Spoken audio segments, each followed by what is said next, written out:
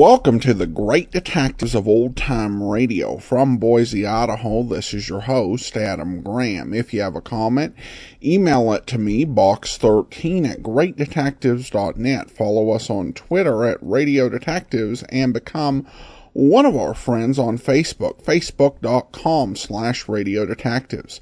I do want to encourage you to check out our other podcasts. In particular, I want to focus on the amazing world of radio at amazing.greatdetectives.net.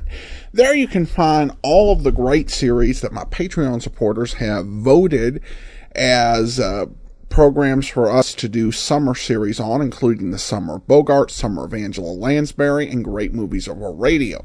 But you'll also find our holiday episodes, including our Christmas programming.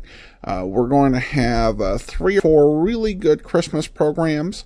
And I do encourage you to subscribe at amazing.greatdetectives.net for just a variety of different Christmas programming coming up towards the end of the month, and to follow all the other series that we do there. All right, well, now it's time for today's episode of Box 13. The original air date is November the 28th, 1947, and this one is Short Assignment.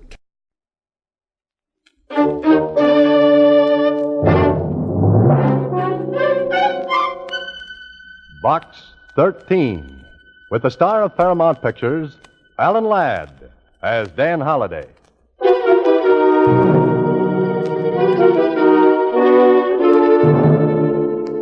Box 13, Box 13, Box 13, Box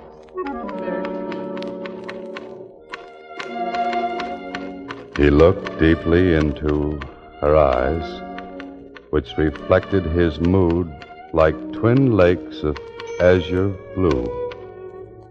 Azure blue. Why does a woman always have to have azure eyes? Why couldn't they be fire engine red? As his muscular arms tightened around her fragile... Susie. Oh, Mr. Holliday, I'm not fragile, but I'm sure scared.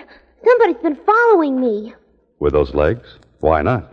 I was petrified, afraid to look back even. His footsteps kept going click, cluck, click, cluck, real sinister-like. Oh, I bet that's him now. Mr. Click Cluck? Oh, Mr. Holliday, he followed me all the way from Box 13.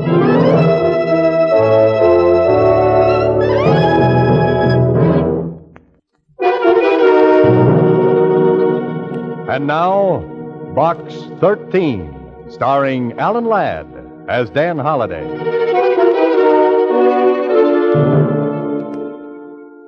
Well, this is a brand new twist. Besides a message from Box 13, Susie has brought a mysterious caller.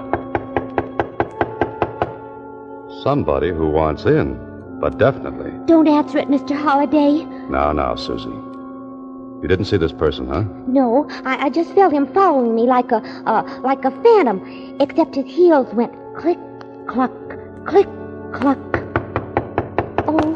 That doesn't sound so dangerous. Let's take a chance. Come in.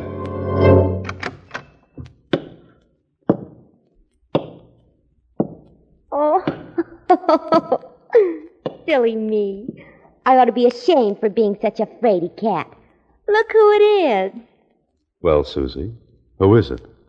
I don't know. Who are you, mister? My name is George Flitt. I'm a detective. And you're Dan Holliday, the writer. It's on the door. A detective, huh? Why, he isn't any bigger than me. But I have nerves of steel and the heart of a lion. Oh, I see. And what brings you here, Mr. Flitt? Well... Boo! Nerves of steel. Heart of a lion. That was no fair, girlie. You took me by surprise. Susie. Now, Mr. Flitt. Why don't you open the envelope I put in Box 13? Here it is, Mr. Holliday.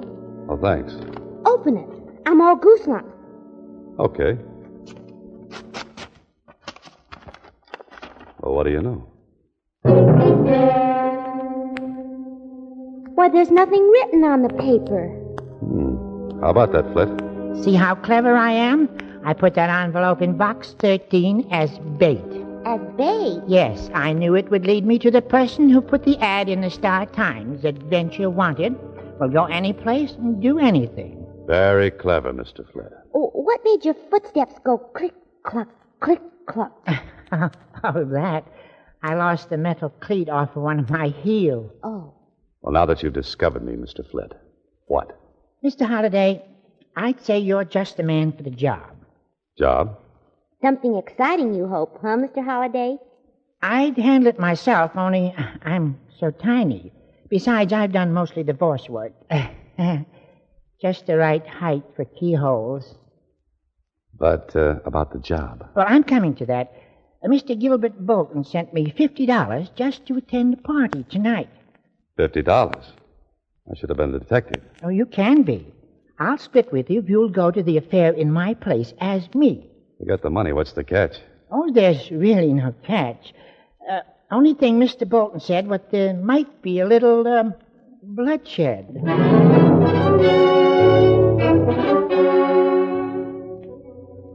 Well, this holiday is the wackiest situation yet from good old Box 13. Yes, Holiday, you must be hard up for story ideas. Hard up for brains, too. Otherwise, why are you riding with George Flint, detective, in his hot rod jalopy? Destination, bloodshed. And you've never met this Bolton who's having the party? No, but he phoned and explained that the party's going to be at his nephew's place, Kenneth Bolton. Kenneth, huh? What about the bloodshed? Well, as I understand it, Kenneth's father, that is, Gilbert Bolton's brother, committed suicide not so long ago. Oh. Gilbert said the boy is suffering from neurasthenia, I think he said. Psychoneurotic, huh? Yes, on account of the way his father died. Gilbert's afraid the boy may take his own life tonight. Why tonight, especially? Well, it seems that Kenneth drinks a lot at these parties and gets depressed. And my job is... to see that he doesn't commit suicide tonight. I've looked forward to more pleasant evenings. I think that's the place up ahead with all the lights on. Yeah, that's the address you mentioned. We must be about 15 miles from town. 14 7/10 by my speedometer. Well, Flint, I may as well take off. What are you going to do? Oh, I'll sit here in my car and listen to the radio, sort of keep my eye on things from the outside. Good idea. See you later, then.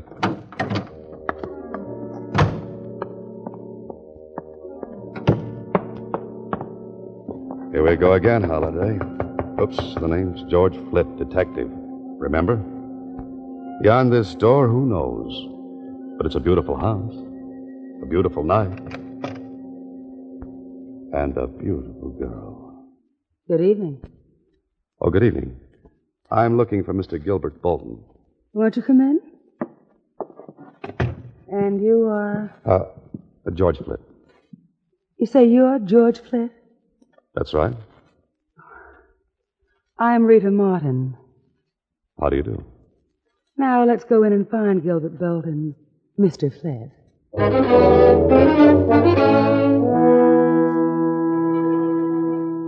Oh, Holiday, here's a jungle cat.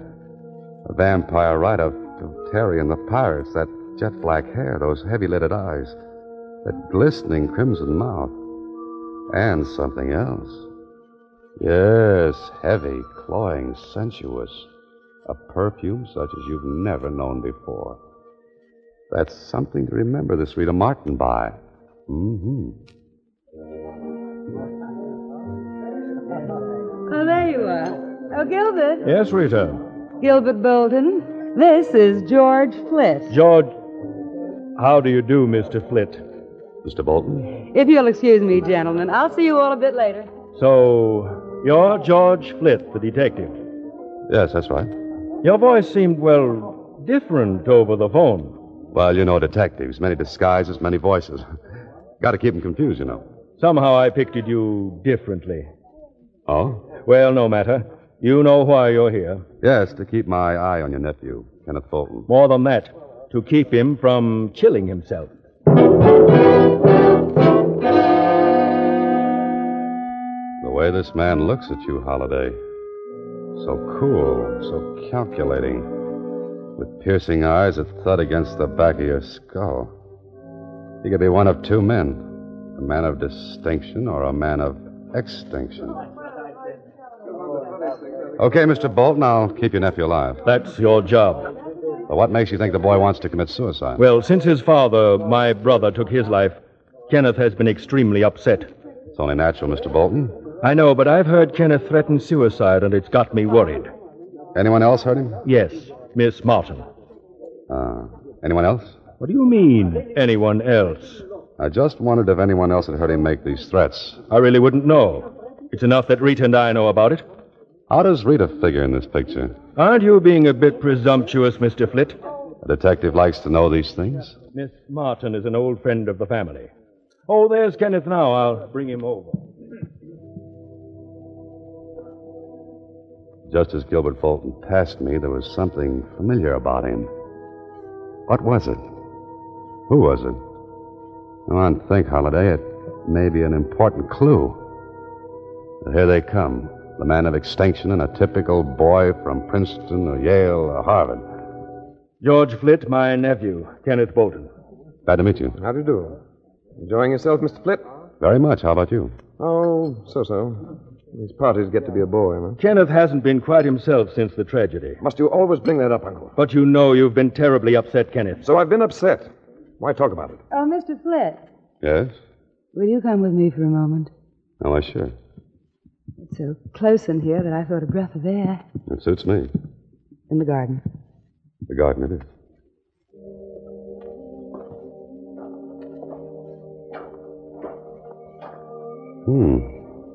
Nice. A moon, too. Lovely, lovely night. Ah, the scent of those flowers. Exquisite, isn't it? Uh-huh. But not to compare with your perfume. You noticed it. Yes, it was so unusual. It's called Whispering Gown. Whispering Gown. I like the name. Say, Yes? I know where they got that name. Oh? From Cyrano de Bergerac. The passage where he describes Roxanne. Across my life, one whispering silken gown. That was lovely. You're quite literary, aren't you, Mr. Flitt? Well, yes and no. Just what do you do? Gilbert Bolton didn't tell you. No, but let's sit on this bench and you tell me all about yourself. As you come close to her, you get another whiff of... And suddenly you've got it. That's what bothered you about Gilbert Bolton. Her perfume rubbed off on him. Rita's an old friend of the family. She's young and a close friend of Gilbert Bolton's. She's brought you out here for a reason. Well, aren't you going to sit down? Oh, I sure, but just a minute. I want to borrow some cigarettes. I've got plenty of cigarettes. I'll be right back. Something about this whole setup is as phony as a China egg. And as the crooks in your story say, better case a joint before you go inside. There. There's a window. Just pull the bushes back. Let's take a gander. Well, everything looks on the up and up. Kenneth with a drink on the table beside him, and there's his uncle coming up. He set another full drink right beside Kenneth. Hey, what else is he doing? You'd better get in there, Holiday, and fast.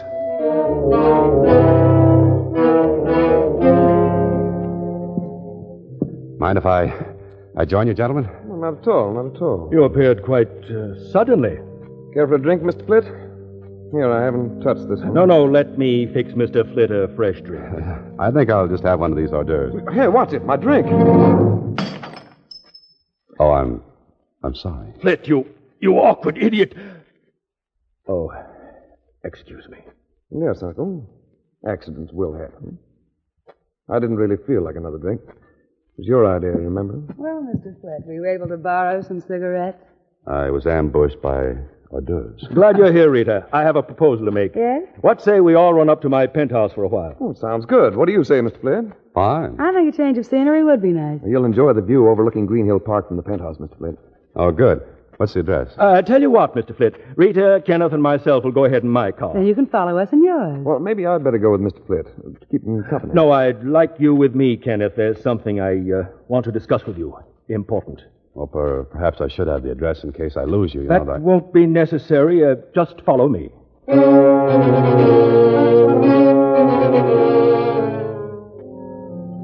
Of course, Holliday, you could be wrong, but it looks like Gilbert Bolton isn't too anxious to have you find his penthouse. But you're a suspicious lad, Holliday. You've created so many diabolical characters for so many fiendish plots. Maybe you've become a little touched. Time's a wasting, Holliday. Get to a phone. There it is, end of the hallway. Now, if Mac's on duty in the morgue of the Star-Times, we'll ask a few questions. Star-Times reference room. Hello, Mac. This is Dan Holliday. Ah, Danny. What can I do you for? Say, you got anything on the Bolton suicide? Just filed those clips away yesterday. And even if this is a clips joint, I won't charge you a penny. Clips joint. You get it, Dan? Yeah, I get it. What about Bolton? Poisoned himself. Left all his dough to his son, name of Kenneth. Anything else? Well, there was something about Bolton's brother, Gilbert. He sort of taking over and helping the boy. Kid was pretty broke up. Hey, Dan. Hey, did you hang up? No, but someone did. Someone was listening on another extension.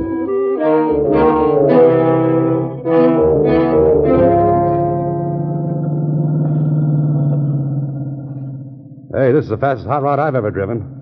We're keeping right up with the Bolton. And he's doing 70. Wait until you shift into high gear. Where are we going? To a penthouse, I hope. Gilbert Bolton's. What happened at the party? Oh, Rita Martin tried to get me into the garden, and I got suspicious. Trying to keep you away from your job, wasn't she? Yeah, so I rushed back into the house, stopping to case the joint through a window. Case the joint. A detective talk. Yeah, then I got into trouble with Bolton. How? By knocking a drink from his nephew's hand. Huh? What did the uncle do? He got insulting. Then all of a sudden he suggested going to his penthouse. Watch it. He's slowing down. Yeah, I wonder what his idea is. Oh, he's just slowing down for that train. But he only slowed down for a second. Look at him go. I know what he's doing. He's trying to beat that train to the crossing. He's trying to lose us. Step on the gas, Mr. Holliday. Okay. Mr. Holliday, are we going to make it? He made it, but I don't know about us.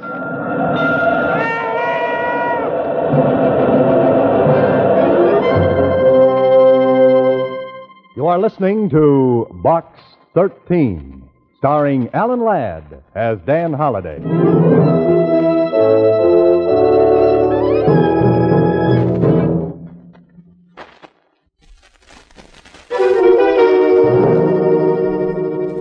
And now, back to Box 13, starring Alan Ladd as Dan Holliday.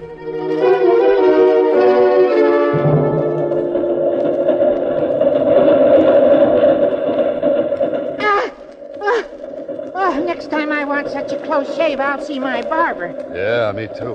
Gosh, Mr. Holliday, I thought I could handle this hot rod, but the way you whipped her off the road just short of those tracks, Not a scratch on her. Lucky us. That train must be a mile long. By the time it passes, Bolton can be in Alaska. What's the address of his penthouse? You're asking me. All I know is it overlooks Green Hill Park. Our next stop.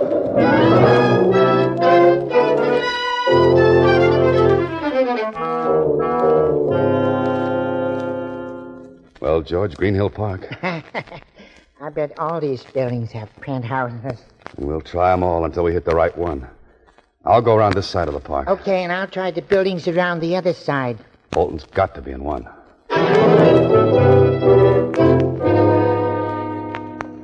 Do you have a Mr. Bolton in your penthouse? No one here by that name. A Bolton in the penthouse? No, but we have a Botsford in the basement. Why, yes, Mr. Gilbert Bolton came in a short time ago. Hello? No, with a lady and gentleman. Want to go up? Please.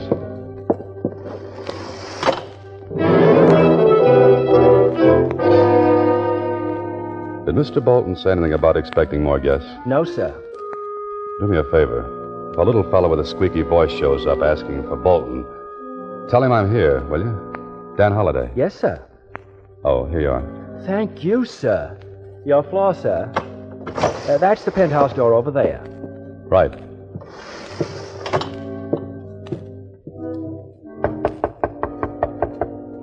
I've got a sneaking hunch I won't be welcome.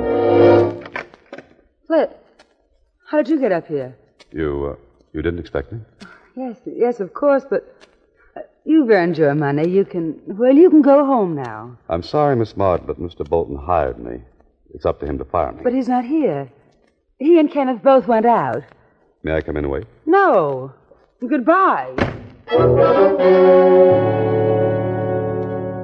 Now what? Now what does the intrepid hero of my stories do? He looks for another door. Like that one. He tries it. It's open. It leads into a hallway. And there's yet another door. The service entrance to Bolton's penthouse. And 10 to 1, it's locked, bolted, and barred. Maybe even nailed shut. You're some gambler, Holiday. Offer 10 to 1 and lose. The door's open. Well, here we go again. Shh. Quiet, Holiday. Ah, there's a door leading to the terrace and voices. Really an excellent view here. Now get your ear up, Holiday. But don't let them see you. Don't you think it's a little chilly out here, Uncle? Let's go inside. Chilly, Kenneth? I'm really very comfortable. Here's the view I was telling you about, Kenneth. Better lean over the rail a bit to see around that turret. Oh, don't push against me, Uncle. That's a 10-story drop. Now, look over there, Kenneth. Uncle Gil! Kenneth, let's get away from that rail. Oh, Flint, you don't have to throw me back. Better than having your uncle throw you forward. What's the meaning of this outrage, How did you get in here anyway? I'm going to call the police. Fine, and save me the trouble. Look, Kenneth, I was hired to keep you from committing suicide. Suicide? Who, me? Yeah, but instead I'm keeping you from being murdered. Feel in your coat pocket. Ignore him, Kenneth. He doesn't know what he's talking about. A bottle. It's marked poison. Yeah, I saw your uncle plant it in your pocket through the garden window. He wanted to make it look like you poisoned that drink I knocked from your hand. Stop right there, Holiday. This isn't a cap pistol. You too, Kenneth. Don't move. Oh, you must be crazy, Uncle Gil. And you knew I was Dan Holiday all along, huh? Of course. I've seen your picture in the book review pages. Then I caught you a telephone conversation with the Star Times on the extension. You get around. I can't believe this. You, my uncle. What's the play now, Bolton? Well, first I walk over to Kenneth and knock him out with his gun. No, don't move, Holiday.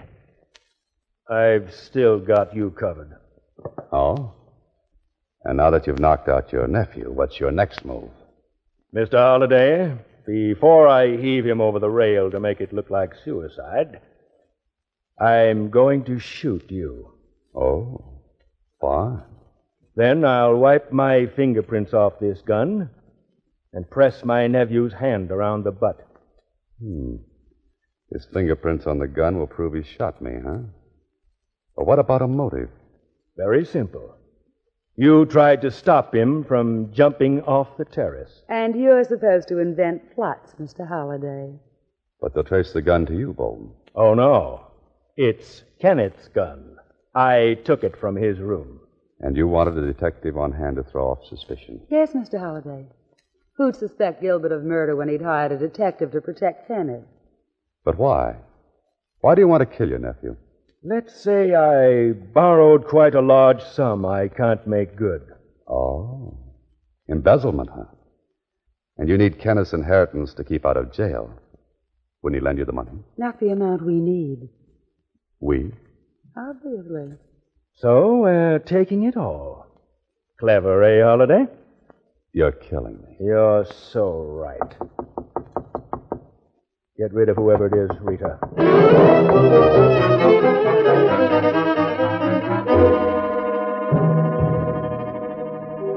If that isn't help, Holiday, forget about writing the great American novel. No room in a coffin for typing. I tell you, listen here, I've got to go in and see. I know. I say you can't come in. I tell you, I've got to get in. I know Dan Holliday's in here and nobody's Never mind, keeping Rita. me. I couldn't stop him. I've got plenty of bullets. Welcome to the party, George. Hello, Mr. Holliday. A gun. Let me out of here. Stop! Stop or I'll shoot! Thanks for the distraction, Flit. Now, Mr. Gilbert Bolton, you know how your nephew feels.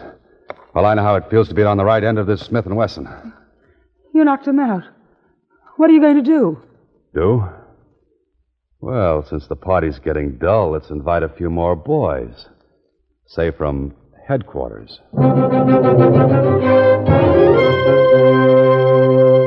This is Box 13, starring Alan Ladd as Dan Holliday.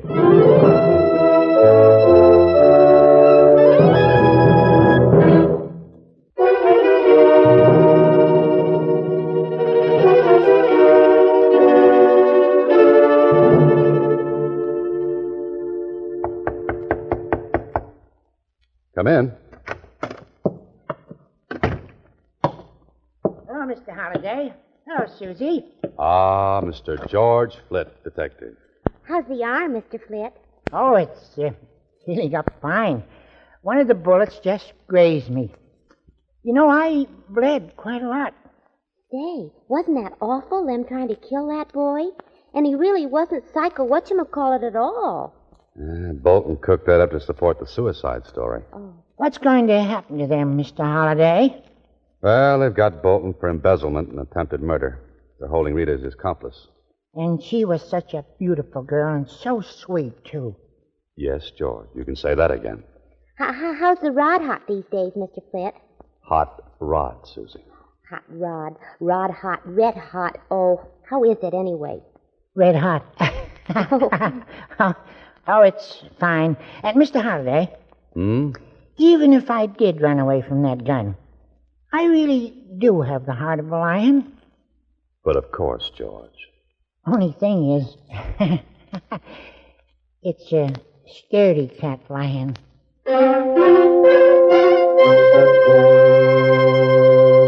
Next week, same time, Alan Ladd stars as Dan Holliday in Box 13.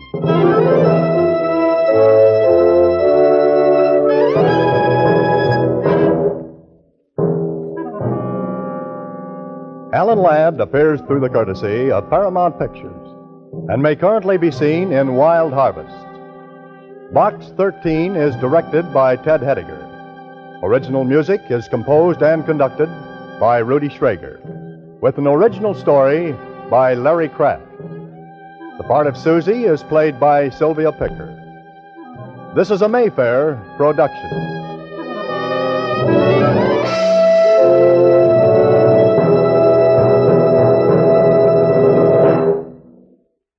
Welcome back.